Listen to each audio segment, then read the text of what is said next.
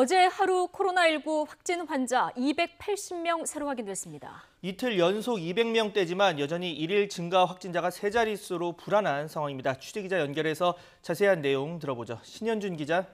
네, 신현준입니다. 지금 신규 확진자가 이틀 연속 200명대에서 발생한 거죠? 네, 오늘 0시 기준 신규 확진자는 모두 280명입니다. 한때 사흘 연속 300명을 넘었던 확진자 수는 이틀째 200명대인데요. 이로써 누적 환자는 17,945명이 됐습니다. 방역당국은 지난 주말에 비해 환자 발생이 다소 줄었지만 이게 지난주 수요일부터 시행한 강화된 2단계 조치에 따른 효과인지는 추이를 조금 더 지켜봐야 한다고 설명했습니다. 신규 환자는 국내 발생이 264명이고 해외 유입 사례가 16명입니다. 국내 발생은 수도권만 212명입니다. 서울이 134명으로 전체 환자의 과반을 차지했고 경기 63명, 인천 15명입니다.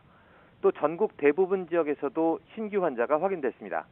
대전이 10명으로 수도권을 빼곤 가장 많고 충남 9명, 강원 8명입니다. 그리고 대구 5명, 광주 전북 4명, 부산과 세종 제주는 3명씩이고 경남 2명, 전남은 1명입니다.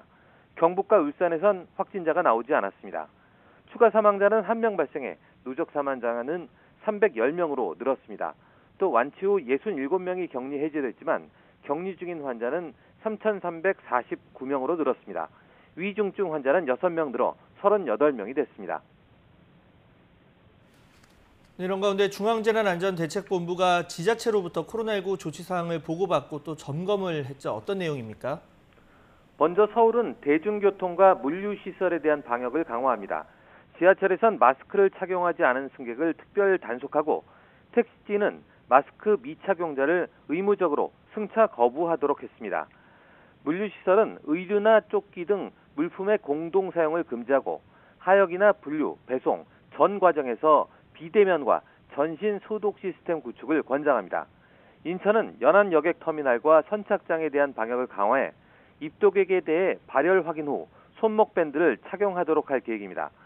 방역당국은 또 사랑제일교회 방문자와 광화문 집회 참석자에 대한 관리도 계속하고 있는데요.